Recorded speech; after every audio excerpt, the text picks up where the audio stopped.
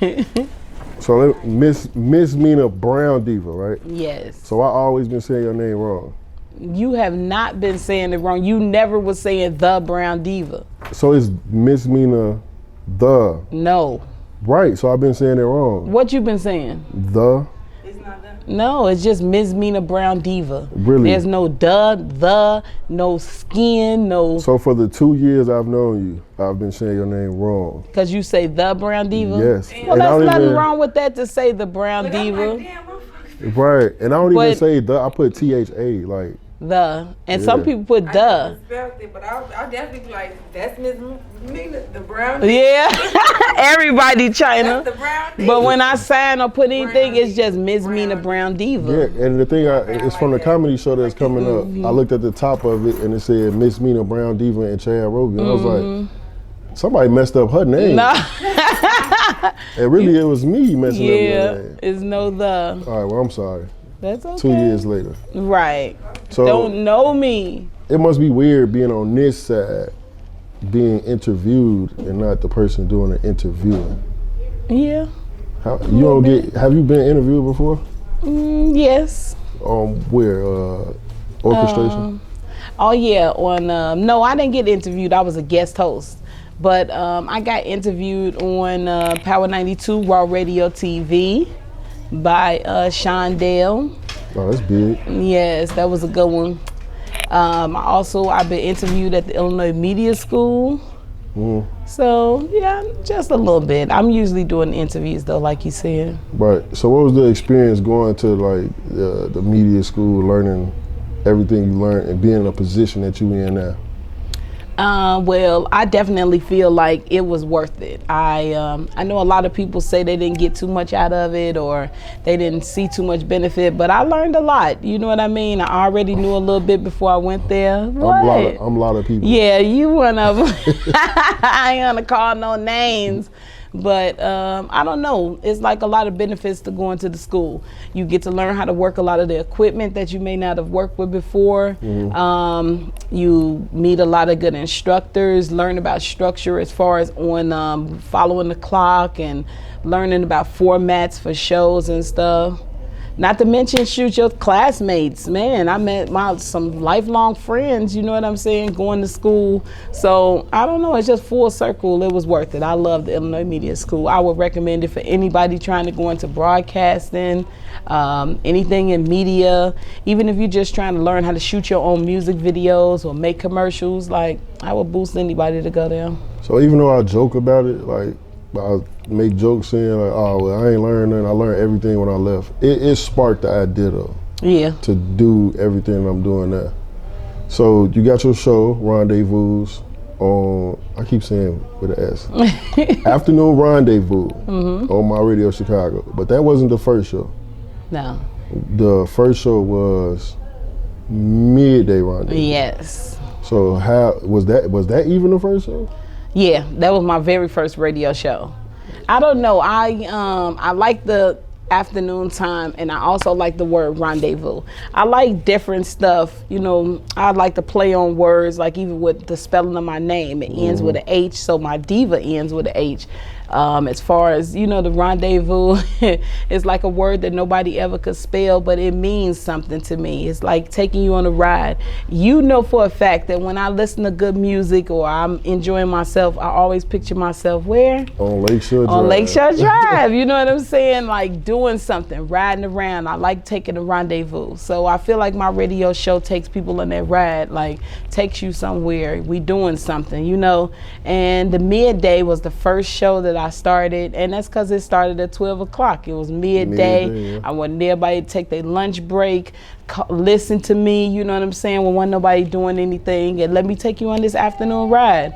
And now here, My Radio Chicago, it's on to another step, co-hosts, interviews, like it's just big, it's crazy.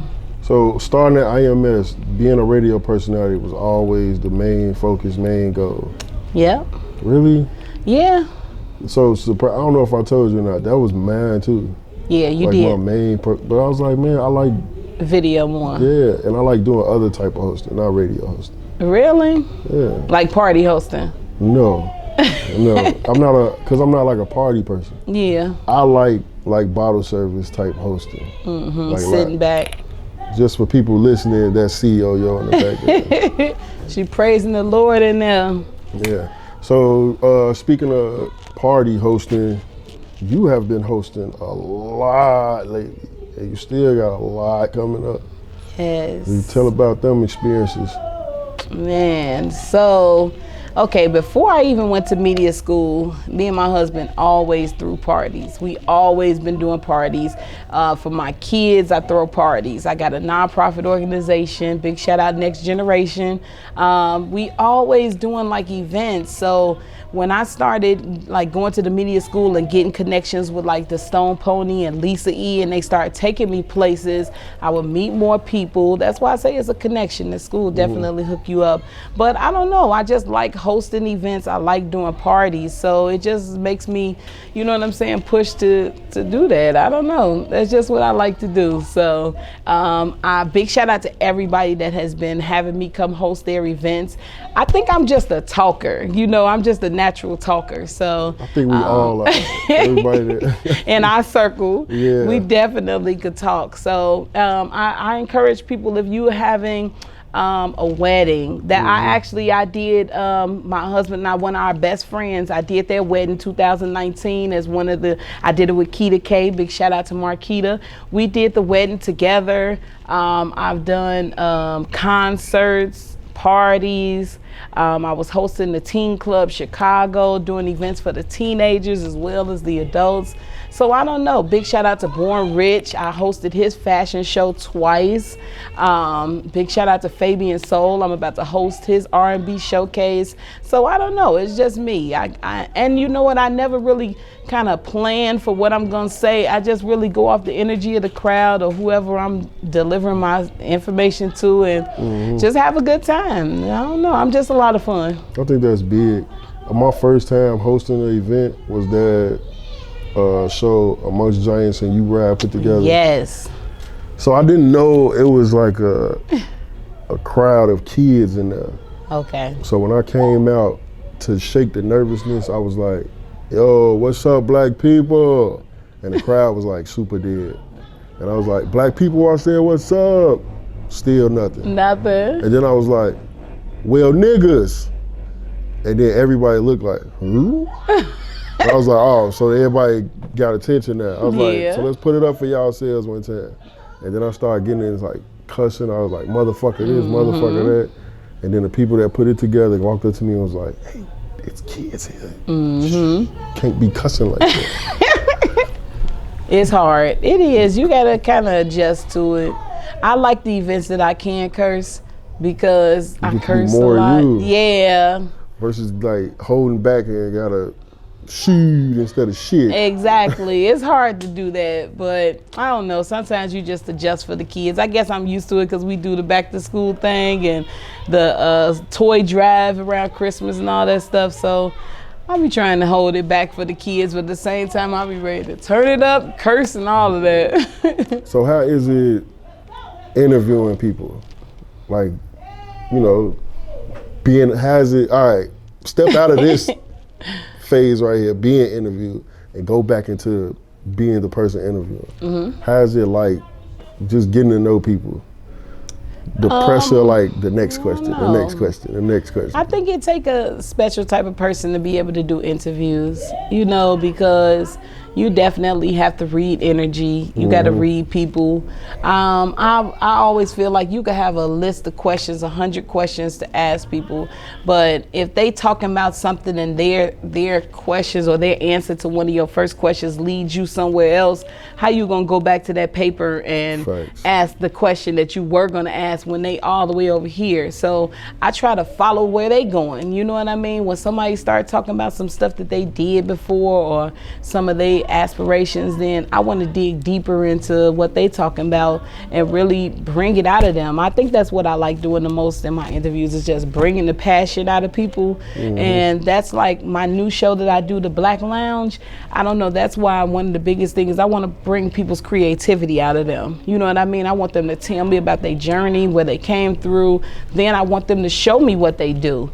be creative, bust out a poem right here, tell me some of the stuff you've done, play the guitar, sing a song, hit a rap flow, you know what I mean? Like, I really want to bring the creativity out of people. So I don't know, I like doing interviews. Well, you bringing out my creativity, just editing it. Yeah.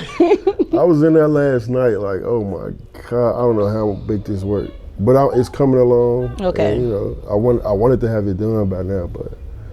You know, yeah, I wanted it to have it done by now too, but it's okay. But it's just like bottle service. Like, as soon as I get done with it, I'll be like, no, I gotta do this, change this.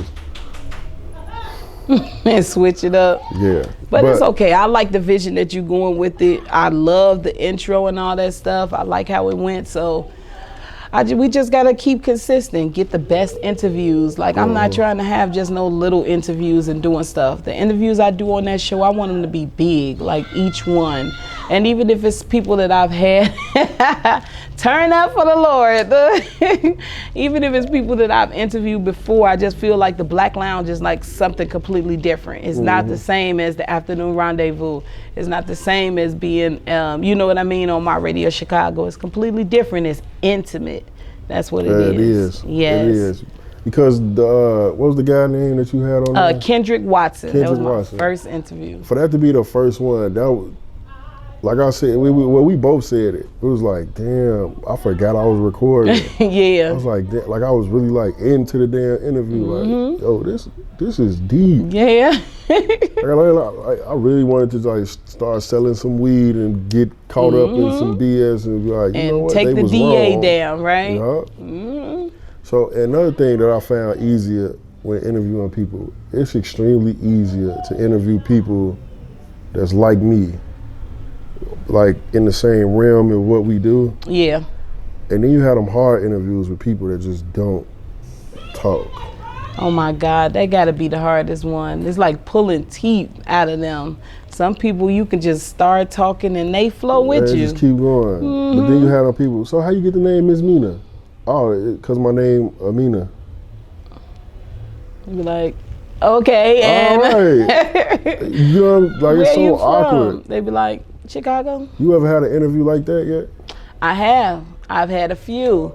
And so, I don't know, I just try to dig in and try to keep asking questions, and eventually you gonna find something that they gonna want to talk about. It's gonna sparkle. Yeah, and once you see them like smile or you see something come over them when you talking about something, that's when you like, there it is. He like bubble gum. We finna talk about bubble gum, goddamn it, till this person loosen up, you know? Right. So. All right, so family life. Married, 4 kids, 2 boys, 2 girls. 4 kids. Man, that's so dope, man. I love you and your husband relationship. Y'all, how y'all got all them damn years together. I ain't gonna put y'all age out there, but I'm just saying y'all got a nice amount of change together. And y'all can still find the fun in, you know what I'm saying, in the relationship. I feel like that's a big important part in any relationship, whether you married or just, I guess, just fucking, I don't know. Right. Well, if you just fucking, I guess that is the fun of the relationship. Yeah, I guess. You're like, so. What? Yes, I guess so. That is the fun. Because that's it. That's what you enjoying. I guess so. But, so, how do y'all keep that same energy, that same, like it's brand new? Man, I don't know. So many people ask us about longevity and stuff. I don't know. I think it's just because we've been through it all. You know what I'm saying? Mm-hmm. The ups, the downs.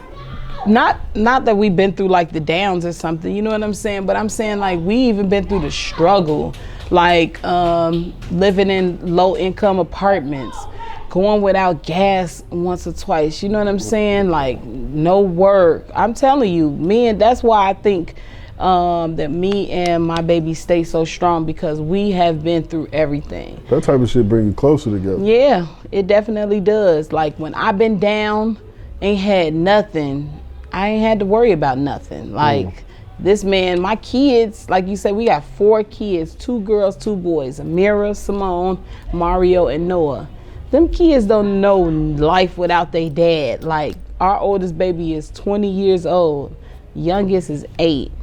they ain't seen a day without him. You know what I'm saying? They don't know about no struggle. Well, you know your oldest baby, they say always gonna know a little something. So they done seen it all. But I mean, like as far as holding it down, man, he just done did it all. You know what I'm saying? And then when he was down, or when he wasn't working, or when he was going through things, health issues, all that stuff, I was the one holding him down. You know what I'm saying? That's supposed to be. Yeah, that's when I became the warrior and I became stronger. You know what I'm saying? Like the daddy I can handle, yes, you know, so I think with us being able to switch the roles or whatever, that definitely make a big difference. Man, it was so dope to me one day.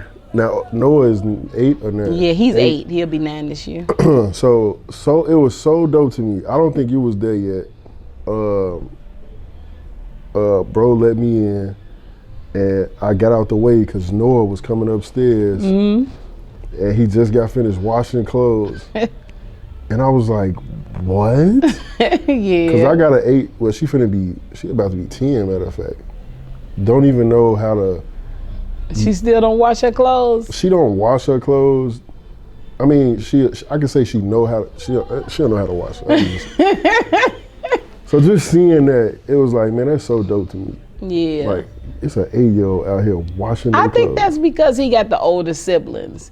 You know what I'm saying? And when you got them older siblings, you kind of follow suit. And believe me, Noah can't wash clothes by himself. I be like, somebody need to be down there making sure he pressing the wrong buttons. Okay. Make sure the temperature is right. He don't know nothing about turning it from the hot water to the cold. Okay. He's learning that now. But it's still impressive, the fact that he wanted to go down there and get his clothes. He folds his own clothes too now. He bring his little basket up. He fold his clothes. That's dope. That's dope. And all your kids are so respectful, like all of them. They all speak intelligent. I don't like to use the word proper. I like to say intelligent, because I feel like I talk proper, but I don't speak intelligent all the time. When I say some retarded shit. But you don't talk ignorant, like, you know what I mean? Right, ignorant. The kids, I think just like me, when I was young, I used to get teased. They used to ask me, why you talk like you white? Why do you talk like that? And I just be like, talk like what? Like, I don't know. I grew up reading books. I grew up talking to my grandparents. I grew up like really, I don't know, just enunciating words. I'm real big on like grammar and making sure spelling is right. And I don't know, it's just, don't get me wrong, I could talk when I get a little tipsy or something. I could talk. You know what? I actually switch up for whoever I'm around. If the guys or somebody coming here right now, I'm on phone them. It's going down, this, that, and the other office.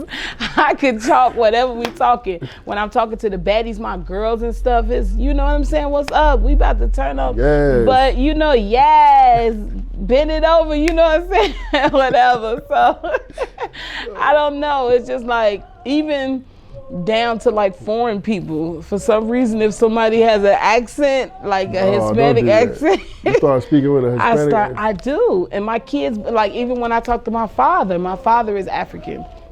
When I talk to my dad or anybody in my family, I automatically start talking African. I can't help it. I get the accent. My kids be like, there you go, mommy, there you go. And I be like, huh? What? Because they hear me talking to my dad, and I'm like, yeah, daddy, okay. And then they be like, why you do that? And it's not that I'm trying to do it, it just happens. I don't know. You're just too much of a chameleon. Yeah, I adapt to anything, but shoot, I don't know. My kids, we are big on education. That's what it is. I have always been that parent. I'm talking about from the womb. My kids, right now to this day, they have to read. In the summertime, it's not no schoolwork. No, you about to do some schoolwork. I do Pop's quiz in the kitchen, like when we washing dishes. How you spell multiplication? How you spell rendezvous? Give me what's 25 times 7. You know what I'm saying? Stuff like that I just like to hit the kids with. Give me a sentence, or ask my son if he went to the field museum yesterday. Man, tell me something that you saw, that you learned that was different. Tell me something, you know what I mean? So I think that the kids is all about what you do for them, or how you expose them to different stuff. So I don't know, my kids, they better be respectable, and they better talk right, because that's what we've been teaching them. You know what I'm saying? Shoot. You know, my stepfather, growing up with him, he always told me, I don't care what you do, I'm just not raising no dumb kids. Yes. That was his main thing. Like, I don't want no dumb kids in my house. And the way he went about it was like, bro, you could have said it. When he was saying it, you ain't really, you like, damn, yeah, okay. but now it's like, now I tell my kids the same thing. Yes. Like, I ain't raising no dumb kids. Yes. If you want to be dumb, get out. You go be dumb at cause you know I got 2 stepkids. Yeah. You can be dumb at your daddy's house. Mm-hmm. Emory, you can go to St. Louis and be dumb. Mm-hmm. You ain't gonna be in this house and be dumb. So, and that make them have some type of drive or motivation. I think that's what's lacking in a lot of like young parents. Like they don't make their kids have no drive or let them know to like have aspiration to do stuff. I don't know, it's just like they just living. Just everyday living. They just existing. So you real big on kids. And you know, the school year finna start back, and I like the fact that you're giving back a lot. How do you feel about with everything that's going on with like Corona and shit like that? How you feel about sending your kids back to school? I think it's gonna be a challenge, you know what I'm saying? But I really feel like the kids, they gotta get out. The kids, all of our children have been locked in the house for like a year and a half. Yeah. It's almost 2 years that the kids have not been able to just function and be out. Now, don't get me wrong, I'm scared of the virus, I am. But my kids are now, they'll be fully vaccinated before they go to school. Like they already had their first shot, they'll have the second one before they go back to school. So it's not that I'm not scared that the virus is still here, but my kids also, they kind of struggled on that e-learning and staying home.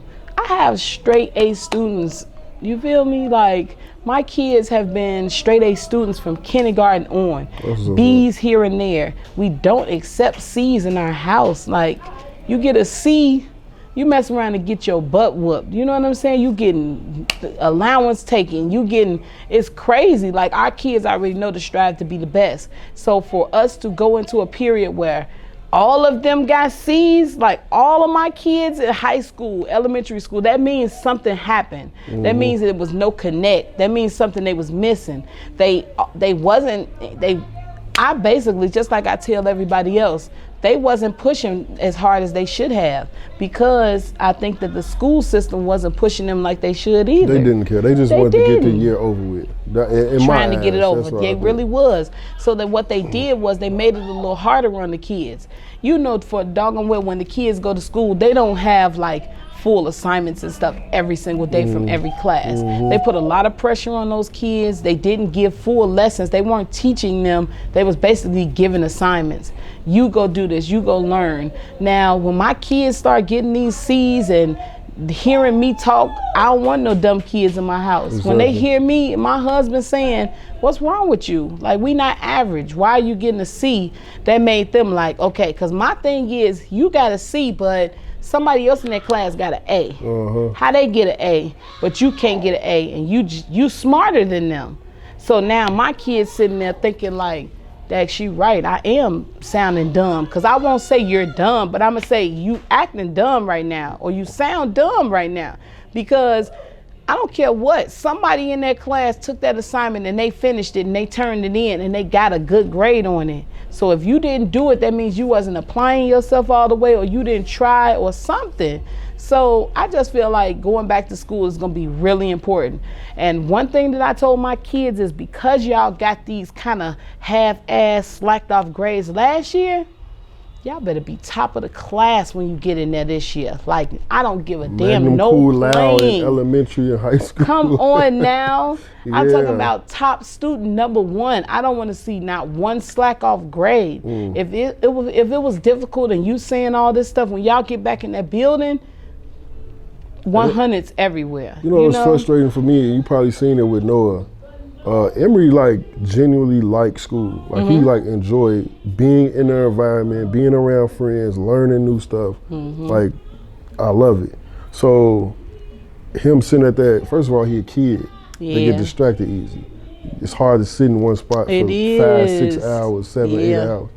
So when I hear his teacher, and I know his teacher not coming from a harmful place, it's coming from a more like, I'm frustrated. Yeah, because she's really frustrated. She really, because she got all these kids, sit down, turn this on. Whoever there with you, Yeah. So it's like the way the teachers talk to the kids, it's like they was destroying their character. Yes. Because to see my son cry because she said, Emery, you're not trying hard enough. And literally I look at his paper and I'm like, no, he's trying his ass off. Yeah. It's you making him the way you talking to him.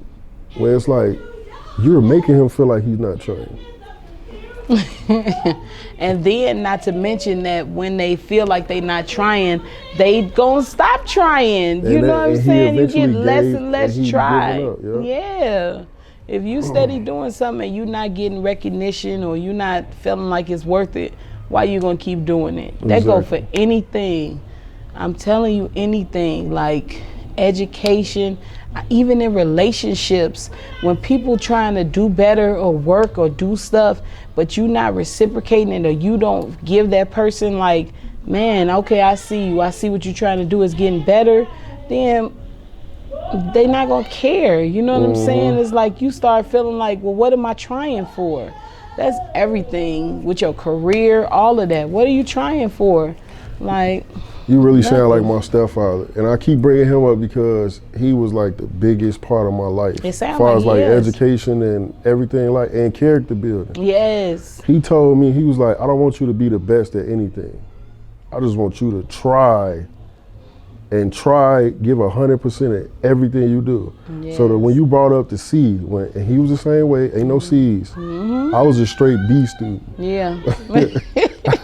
I got a few A's, but I was really a B student. Yeah. With him, when I left him, everything went down. See? But with him, it was like all B's, a couple A's. Yeah. I got a C, and he was like, "What the hell is this?" Like, he was mad. And I was like, "It's not an F, it's not a D." He was like, "No, you missing the point." And at that point, because I was a kid, I ain't noticing. Yeah. So now I'm looking like, yo, you want me to be like everybody else and bring home A's and B's? He was like, no, look, and he literally said, no, little nigga, I don't want you to be like everybody else. I want you to at least show me that you give a damn about yourself. And I was like, what you mean? It's a C. He was like, exactly. Which means you ain't give it your all. You gave it average. Average. That's what I tell my kids. Like, you average, and then they be feeling bad afterwards, like, huh? Like, oh, so you average? You average? That's what you telling me? You average, right? You're a normal. You regular. Ain't you just like the rest of them. You. Exactly. They be so heated because I get real sarcastic with my kids. Like, oh, so you just want to be like the other ones, huh? Like, okay. No, we literally be like, if your last name is Baker, anybody with the Baker last name, we be like, you are a baker. Like, what is your problem? You are the best. And I've always done that. Like, I've been like the Russell Simmons with my kids. I tell them every day when my kids, I used to drop starting with Mira. You know, Mira, she a third-year college student this year. Every day before I dropped them off, I used to say the same thing. I love y'all. See y'all later. Be the best that you could be. You are the smartest student. You are the most beautiful child in this school. Like, nobody is smarter than you. So when I used to send my kids off and they used to go into the school, they used to get that last word of encouragement from me every morning. I really feel like to this day, your energy that you bring, you wake your kids up with, is what they leave the house with. If you first thing in the morning, wake up, why you ain't clean your room? Why you ain't do this? You already done woke them up with all this negativity. It's like, no, I don't care if their room is dirty. Talk to them about it later. When you send your kids away from you, send them away from you with the most positive feeling. Let them be uplifted. Even like my grandma always said, do not go to bed mad. Never go to bed mad at your kids, mad at your husband, mad at your wife, whatever. So whatever you going through, at the end of the day, I can't go to bed and just be like, F this nigga, you know what I'm saying, or whatever. No. Let me give you this positivity, like, okay, we got to go to sleep because you never know. Tomorrow's not promised today. You know what I'm saying? And everything is step by step. So same thing with my kids. If you're going to go to school, you're going to do something, be the best, and know that this is your one chance. One thing I always told them is do not, like, go by. You know how people be like, oh, you can learn as you go along. Learn from your mistakes. No, I always told my kids, do not learn from your own mistakes. Learn from the mistakes that you see other people make. Ooh. Learn from the mistakes that you see outside. That's a bar. Man, I'm telling you. But all right, that at that point we'll disagree. Cause I want you should learn from your mistakes. No, why go through the mistakes, Black T? If you know that it's this situation, even down when it comes to dating and sex. Like I got daughters, I didn't never want them to date. You know what I'm saying? I didn't want them to have no boyfriends because one, I didn't want them to get their heart broke. I never want to see my kids in no type of pain and hurt. So I always told them, no, don't never let nobody get you. They'll never let nobody try to swindle you. You know what I'm saying? Niggas ain't shit type shit. Don't let nobody. You telling them that off of your experience. So off my own, like y'all learn from experience. Like don't go through stuff and then learn as you go along. See how it happened to other people. And then like Mira, you know Mira, she go back and forth. She be like, nah, mommy, I got to go through it my own self. Like, I need to learn. But I'm like, why would you do something that you know you done seen somebody else go through and it didn't go? It's like, you see how stuff happens. I'm like, man, if you see somebody go across a bridge and the bridge look like it's breaking and either they go down or they didn't go down, you gonna still try and go across that bridge? Well, that's different. Your own self logic gotta come in. I'm saying somebody might think they can maneuver across the bridge and the bridge won't break. Well, that's a dumbass. But why risk going across the bridge if you know that shit was shaky though? Yeah, that's a dumbass. Cause I'm not doing that. I'm gonna find a different way around. I'm gonna find a different way from that type of analogy that you just did. Nah, fuck that bridge. But what I'm saying is like, I've seen people create shows that they don't look like bottle service, but they created shows. Yeah. And then they stop. Yeah. Like they just stop. And then I asked some people, like I asked Monix, like, why you stop? He was like, I got sick. Mm-hmm. Because you know he had health problems before. Yeah. And then I recently had a health scare, and it was because of bottle service. Like I'm drinking too much. Yeah.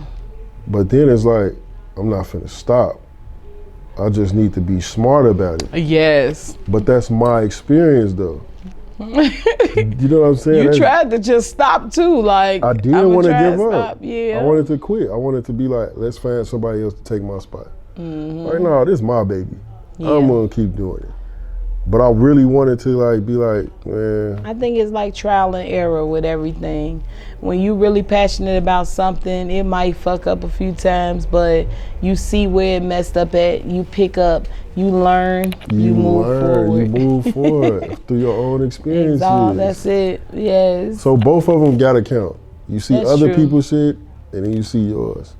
But you don't never want to see your kids going through nothing. Nah, of course you don't. You know what I'm saying? So that's what I look at it for them. But guess what's gonna happen? They're gonna be adults soon. Exactly. I'm scared of that. No, I'm not scared. I can't wait. Really? So are you one of those parents that when your kids turn like 18, you like, it's time for them to move on? No. Or you will let your kids stay with you forever? Well, I don't believe that whole, once you turn 18, you gotta leave the house shit. Yeah, I don't understand that. I believe, first of all, you just turned 18. You don't know shit. Not a damn thing. And the fact that you could do anything legally now is scary. So make your mistakes in this house before you go out there. Yeah. You can start paying rent in here. Exactly. And I'm gonna let you know, like, all right, you get that little part-time job, and yes, I said little. Don't use the little word. No, I'm using little because you're still in my house, so ain't nothing big about it. Yeah. So you got your own. Exactly. Everything. So that part-time job, you gotta pay your rent. Yeah. You got a cell phone, you have to pay that bill. Yeah. You know what I'm saying? See, I haven't gotten to that point yet. Like, I still don't make the kids, like, my daughter pay for her own phone bill or none of that stuff, because I feel like you got more responsibilities. If you out here, my whole thing has been with my kids, when you go off you come through life, you do what you're supposed to do, you learn as you go along, you get 18, you go off to college, or if you're not, I'm not gonna say that I'm like, you gotta go to college. But have a plan. But have some type of plan. And when you're doing this and you still respectable with your parents, you still doing everything you need to do, and I see you working, you're not not just laying around, you're not just lazy, you're not just living life every day. I'm gonna support you. I pay your phone bill. I give you gas money. I do everything. I tell my kids, y'all ain't never got to leave home. You know what I'm saying? Stay home, but be doing something with yourself. Because I done raised you to not follow your dreams and not become somebody. You know what I'm saying? And the kids say I go off like movies. Like, Mommy, you always living a fairy tale life or Disney Channel movies, you know what I'm saying? But I be telling them, like, no, them Disney Channel movies actually be real life. Exactly. You know what I'm saying? That high school experience, the kids used to laugh at me like, no, watch this High School Musical type of stuff, because when you go to high school, this type of petty stuff gonna happen. This how high school is. That's real. It be real. And they literally be like, Mom, you base everything off movies, or you live off, and I don't even watch TV like that, but I do. But I also always wanted that fairy tale lifestyle. But it don't feel like a movie to them because they experiencing it. They in it. You can't experience a movie if you're in the movie. Yeah. But I do the same thing even to this day. Like when me and my girl first got together, I always say like, damn, we like Martin and Gina low key. Cause you know she had like the corporate job. Yeah. And I was over here, you know, with the little struggle job. Well, it was before media. Oh. It was a struggle job. Talk about the struggle job. And then I got into media. You know what I mean? I was like, yo, she got corporate, he in radio. I'm doing the same thing. I'm like, yo, we like Martin and Gina. Yeah. And now we slowly, and I told her we gonna end up like my wife and kids. Well, I got my own business. I got my son to follow my path, you know what I'm saying? And we got the 2 girls. Yes. I'm like, that's how it's gonna be. But I understand when you say it comes from somewhere. You already see it gotta start somewhere. What's your movie life or TV show life? You asking me? Yeah, cause me personally, I'm gonna tell you. You go first. Oh, okay. Then I'll tell you what I see. Cause I was gonna say, you already know one of my favorite things coming up was the Cosby Show. I'm sorry, the Cosby Show. The husband, the wife, they both got these careers, but the mom, Felicia Rashad, dope, beautiful, sassy, you know what I'm saying? On her shit, teaching them kids, and both of them, like, I feel like my family life definitely is the Cosby Show, because we that couple that's like, but we the new age Cosby Show. We like the Will Smith and Jada, you know what I'm saying, mixed in with the Cosby Show, you know, no, maybe not them, because they got the entanglement shit going on now. Oh man, you got an August Alsina living with you? No, I ain't got no August Alsina, but I'm just saying we more on the, I feel like, just like I tell my kids, like I'm still a younger mom, you know what I'm saying? Still full of life, still got ambition and goals and stuff, but at the same time I'm tamed down because I am that mom. I try to be that professional, try to definitely show them the good part of life, you know what I'm saying? Unlike, I think that's what a lot of kids missing too. The mamas, they still turning up, twerking and doing all this stuff, they too young. Grandmas is young, you know, so I still try to bring that wholesome household lifestyle to, you know what I'm saying, with it. And I got a great partner that's helping me through it all, so. I was gonna say Family Matters. Family Matters? Yeah. Okay, the Winslows, huh? Yeah, I was gonna say Family Matters because, so Harriet was like, she was still cool, but at the same time, you knew who really ran the household. Right. Like outside looking in, you'd be like, oh, Carl run it. He run it. He the big dog. But and he a cop too. Oh yeah, he run it. But then you look and be like, no, Harriet be holding the fort down, low key. You know what I'm saying? Them decisions. It's all about the decisions. So I feel like we covered everything that makes you you. Okay. Except for where people could reach you at, how they could get an interview with you, your events coming up, all that. All right, so, okay, everything on social media, if you would like to follow me, it's at Mz.Minah, and that is a MZ. Mz.Minah_Brown Diva.